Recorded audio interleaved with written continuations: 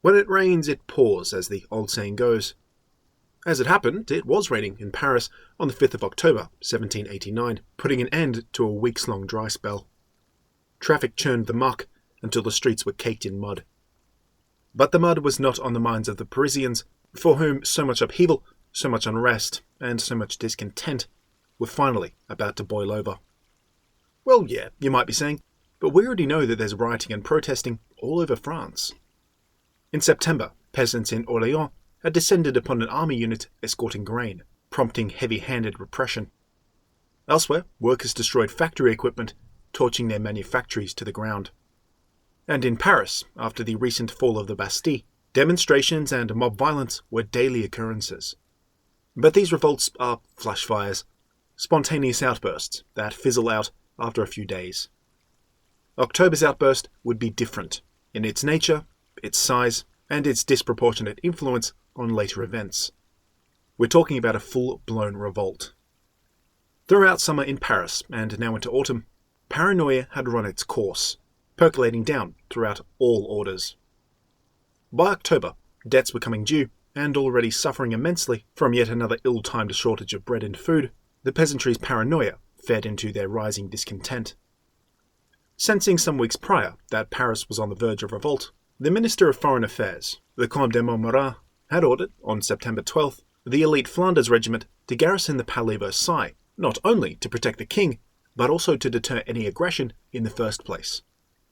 On October 1st, when they entered the palace to jubilant celebrations from the colourful crowds of the assembled aristocracy, the eyes of the Parisian poor were upon them. So too were the eyes of the press. Leftist publications reported a lavish, champagne-fueled orgy of debauchery and excess. This only further incensed the people. To top it all off, the National Assembly, it seemed, was turning its back on them as though the gains of the revolution would be reversed. These fears were only exacerbated by the polemic antics of the many hundreds of newspapers, pamphlets, and other publications that swirled throughout the streets of the capital. From these tracts, rumours of an aristocratic conspiracy resurfaced. The inescapable grain plot, which was so prevalent in the imaginations of the people. With hindsight, it's clear to see that something was simmering just barely below the surface. And when that pot boiled over, it would in later history be referred to as the Day of the Market Women. Poetically, it all started in the Faubourg Saint-Antoine, literally in the shadow of the Bastille. There, a mob consisting entirely of women spontaneously formed in a crowded market, demanding bread, or at least better prices on bread. Many of them were starving, out of work, desperately poor, and a majority would have had families and young children to think about. Among them were women from all walks of life. Labourers, fishwives, stall owners, washerwomen, prostitutes, barmaids, shop owners, townswomen, all sorts. For each, their situation was completely unbearable, regardless of their wealth or status, or lack thereof. Now, this was not the first mob we've seen coalesce to demand cheaper bread. But this is the first mob to gather with a specific, single-minded intent, and not just seize upon opportunities as they arise. The market women were not content with mere occupation and obstruction. They wanted to make a more resounding point. And this is because they were not merely up in arms over bread and wages. They had specific political objections. Already in Paris, word had spread throughout daily newspapers and liberal propaganda of the success of the Conservatives in the National Assembly. Monarchines had scored runaway victories in their internal elections and managed to pass through the Assembly a veto package that essentially made it possible for the king to once again reimpose himself upon French politics.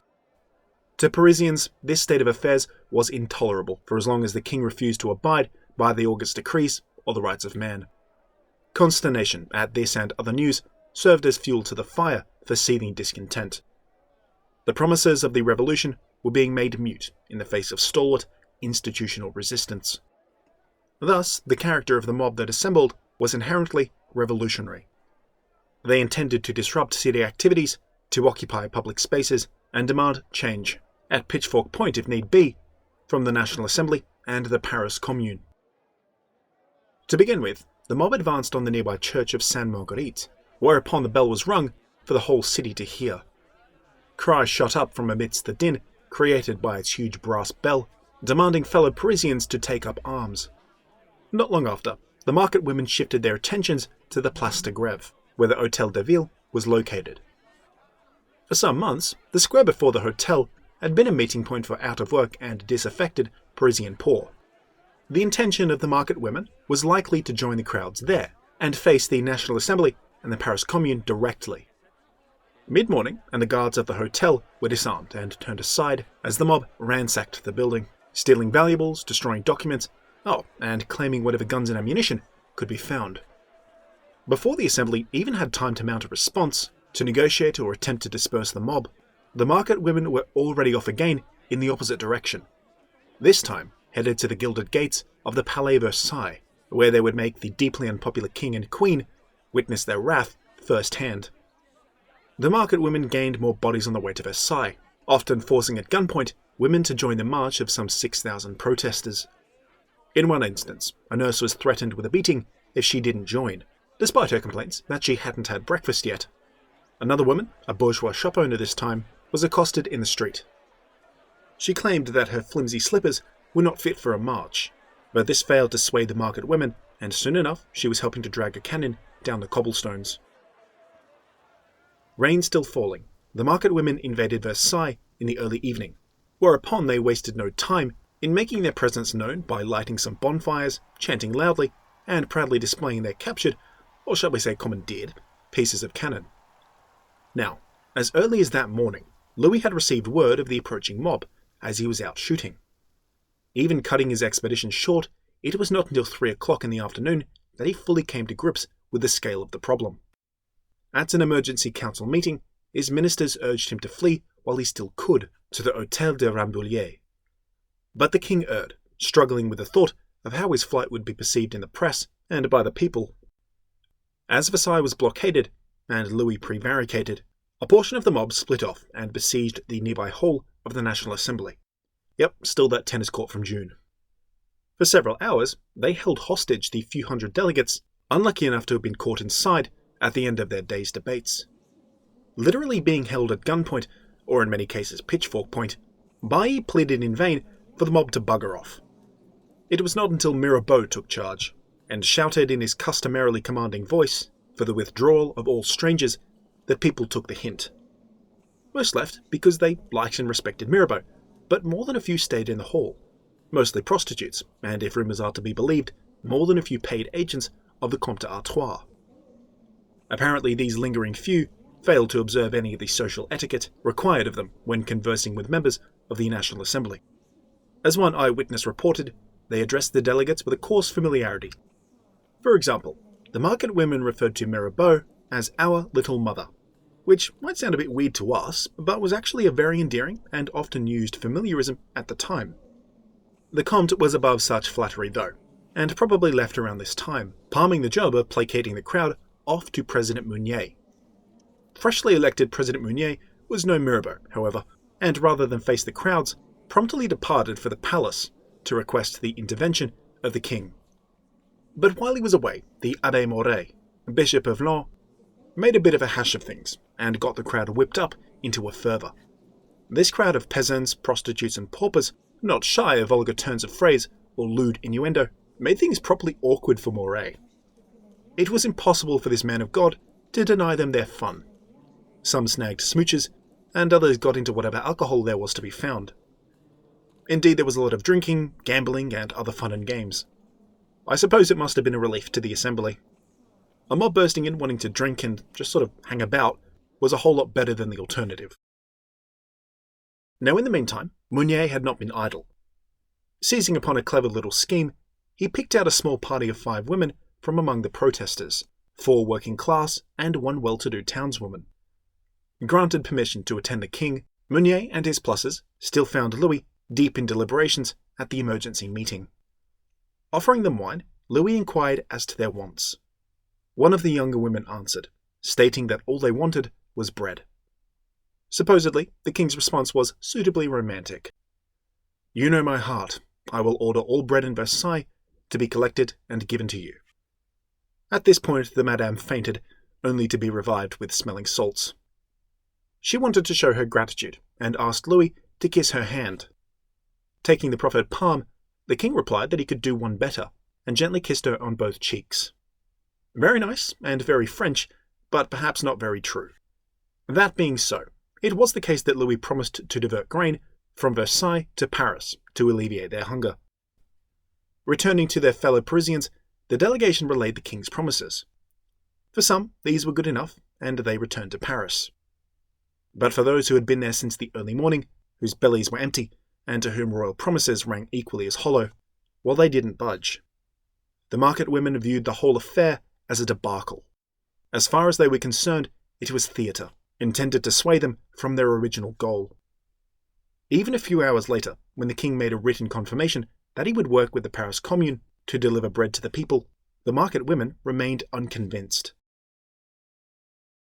The hour had grown late, nearing 9 o'clock. The few soldiers who protected the palace outskirts had either been confined to barracks or retreated further into the royal palace.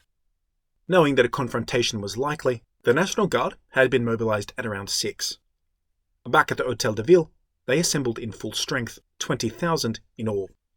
Well-equipped and highly motivated units of citizen militia, composed mostly of middle-class landowners, they were deemed reliable enough to put the market women down in place of the regular army, which had proven, time and time again, to be as dissentious as the Parisians themselves. But the bonds of loyalty by which the guardsmen were bound had eroded considerably since their formation in July. Many acted out of self-interest, others out of a sense of civic duty, and for a sizable contingent, many guardsmen were erring from their oaths. They believed in the constitutional project, and did not see that its aims were yet completed. There was still work to be done. Thus their sympathies lay with the protesters. Sympathies made all the stronger, considering how poverty was ravaging both the lower and middle classes. Donning tricolour cockades was no mere symbol of office for these men. It was a signal to the world that their hearts sang a revolutionary song. Acting as a de facto police force in place of unreliable army units, dispersing crowds and protecting grain, had never sat well with them. Dissatisfaction having reached critical levels, whole companies voiced their intentions to march on Versailles not to protect the king, but to join the market women in demanding that he deliver them bread. They needed only someone to lead them, their commander, the Marquis de Lafayette. Mounted on his horse, he beseeched his men to reconsider. Things started peaceably enough, but soon grew heated.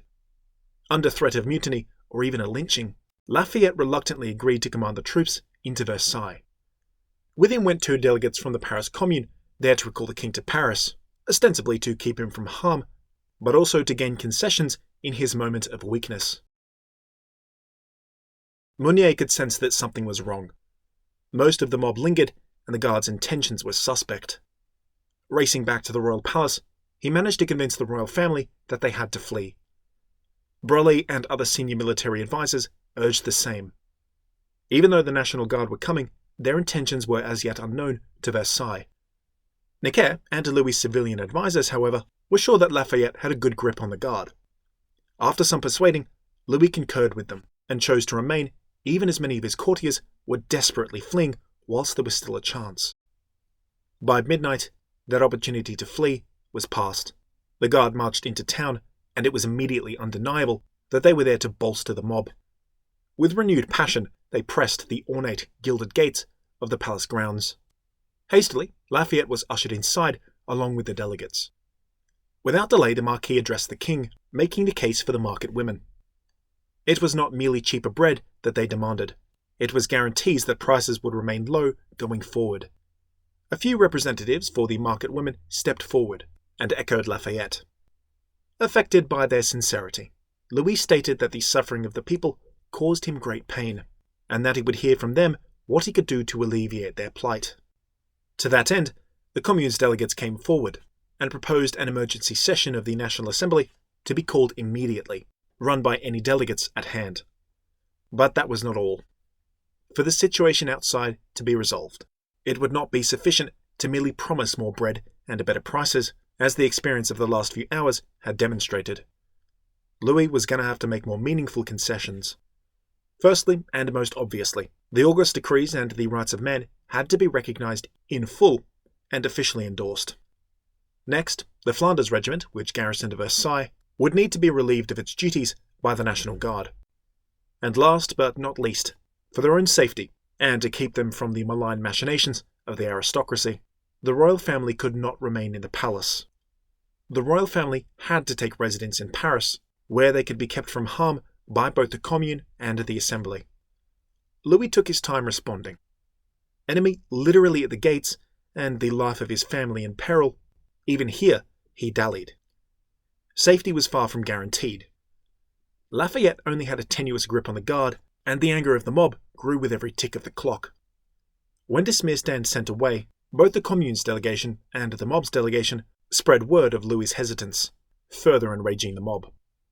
A few hours after midnight, Louis felt as though he had no recourse, and gave in.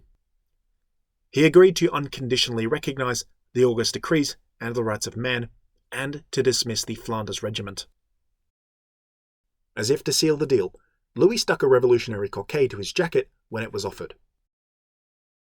On the issue of residing in Paris, the king agreed in principle, but remained unconvinced that satisfactory housing arrangements could be made on such short notice. With dawn not far off, most were keen to wrap things up, and so details of the royal family's departure would be finalised when the sun was up. For now, the king and queen retired to bed. Their advisers and ministers melted away. The palace guests, including Lafayette, left for a nearby hotel. But the market women had not gone to bed. At the peak of their agitation, and backed by the National Guard, the mob began to ripple with excitement. As the sun began to rise, shouts and cries could be heard emanating from the nearby palace. A chink in the armour of the palace defences had been located, a small, possibly purposefully unlocked, gate leading into the court of the princes. Flooding through the gateway, the mob was spotted by sentries of the Garde du Corps. Failing to heed any warnings, the first shot was fired into the mob, striking one man dead. Scarcely had the body hit the ground before the people charged the soldiers, intending to avenge their fallen comrade. Completely overwhelmed by the masses, the soldiers were isolated and literally eviscerated, picked apart with bayonets, pitchforks, pikes, knives, and batons. 2 were decapitated with an axe. Blood boiling from the killings, the mob, still pouring in from the opened gateway, descended upon the royal apartments. Marie Antoinette had been woken by a battered soldier. As he bravely held the door against several attackers, the queen, still in her night clothes, fled with 2 of her attendants out another door, just as the soldier had his head caved in with a crushing blow from a musket butt. Marie Antoinette and her attendants ran as fast as they could, the mob hot on their heels. A few hallways away, Louis had, like his wife, been awakened by a frightened soldier. Knowing immediately that the mob had stormed the palace, the king bolted off in search of the queen.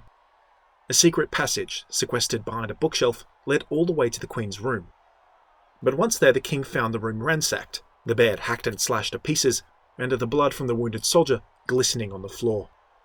Fearing the worst, he fled back the way he came, peeling off only to find the prince. The boy was hiding away from the marauding intruders, soon to be collected by the king. By the time he returned to his room, son in his arms, the queen was there too, having been let in by the king's valet after banging at the door for a terrifying quarter of an hour. Hiding away beneath the bed, the royal family was only rescued when a company of loyal guardsmen forced their way through the throng, using their bayonets like prods. Outside on the streets, loyal guard units buckled under the mass of tens of thousands of people, jostling, pushing, and charging. To placate the crowds, Lafayette had taken a swift horse and arrived at the palace, only to find the market women turned against him. Many tried to dishorse him and whacked him with bludgeons. The mob wanted the Marquis's blood, declaring him a traitor for allowing the king and queen to avoid the mob's justice. Forcing a path through, Lafayette got through the lines of guardsmen into the palace, whereupon he found the king and queen. Despite what you might expect, Louis and Marie Antoinette were both quite calm. The king himself was rather relieved after the National Guardsmen, who were now protecting him, had sworn an oath of fealty right then and there.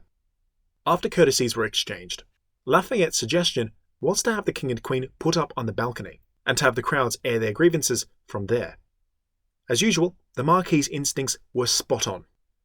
After many assurances from Lafayette, Louis, flanked by the Marquis, took to the balcony, squinting in the early morning sun. Reaction was subdued. A ripple of murmurs, and the occasional shout of Vive le Roi. Prompted by Lafayette, Louis pinned that revolutionary cockade to his waistcoat before going back inside to grab his wife. At this, the crowd was stirred into a frenzy when Marie Antoinette, her children in hand, stepped out into the light. After the night's events, she looked a mess. Her hair uncombed and unfurled, her dress ruffled and tarnished. But her looks belied her confidence. She stood tall and proud, as if daring the mob to fire at her. Many at the front called for the children to be sent away, so the Queen gently sent them inside. She then turned back to the mob, waiting for the first shot to be fired. But there was no first shot. After some minutes of this stalemate, it seemed the mob had lost their taste for violence. Only a few hours before, many among them would have liked nothing more than to put Marie Antoinette's head on a pike. Now, however, literally with her in their sights, no one had the heart or the stomach to follow through. The Queen had survived, her dignity intact. Mob appeased, she slinked back inside. While holding her children and her husband tightly, she cried those deep and salty tears that only come with genuine emotional and physical exhaustion. But her ordeal was not at an end just yet. The King returned to the balcony and addressed the expectant crowd. He announced that he and his family would immediately travel to Paris. Finally, most in the crowd must have thought the King had been forced to act. By that afternoon, the National Guard were escorting the procession into Paris. They carried with them the several wagons of wheat and flour promised to the market women. Guard grenadiers and the shattered remnants of the Garde du Corps came next, constantly being knocked about and goaded on by the raucous crowd. Opulent royal carriages trundled down the muddy streets, carrying inside the King, Queen, their children, their governess, and the King's sister and her husband. On the way into Paris, the mob from Versailles still shadowed them, hurling insults at the Queen and threatening the royal person. Many had skewered bread stolen from the palace on the points of their bayonets, and many more carried paraphernalia from the dead or wounded guardsmen, a strip of white cloth, an epaulette, a lock of hair. Firing wildly into the air, the people made the trip into the city a fraught one, as more and more onlookers joined in the procession, ploddingly negotiating the city streets. Nobody knew it at the time, but what they were witnessing was the death of Bourbon absolutism. Louis would never again rule without constraint. The King's departure from Versailles was to be a permanent one. He and the royal family would now take up residence in the Tuileries Palace in Paris. Here they would live in disgrace and ignominy, under the watchful eye of the National Assembly, likewise relocated out of Versailles. King Louis would now rule as little more than a figurehead, severely restricted in his freedoms, prerogatives, and royal powers. In effect, his absolute monarchy was transformed into a constitutional monarchy, exactly as had been proposed months earlier at the beginning of the Revolution. And yet, in spite of appearances, France's woes were far from over. When it rains it pours, and it would start bucketing down soon enough. We've already seen the shape of things to come. The Flower Wars, the storming of the Bastille, the Great Fear, and most recently, the Day of the Market Women.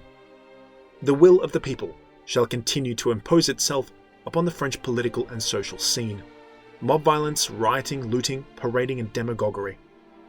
We could say that thus far the French Revolution has had a very bourgeois character, its impetus emanating from a clique of well-to-do intelligentsia and like-minded liberals. That impetus, however, will in coming months shift away from the middle class and fall into the hands of the lower orders of the kingdom. And once in their hands, those overwhelmingly popular demands for bread, for justice, for equality will become not merely hard to ignore, but impossible to ignore. Another watershed moment has passed. Irrevocably, from here on out, the shape of the revolution will morph into something far more visceral, far more brutal, and far more unyielding than anyone could realize.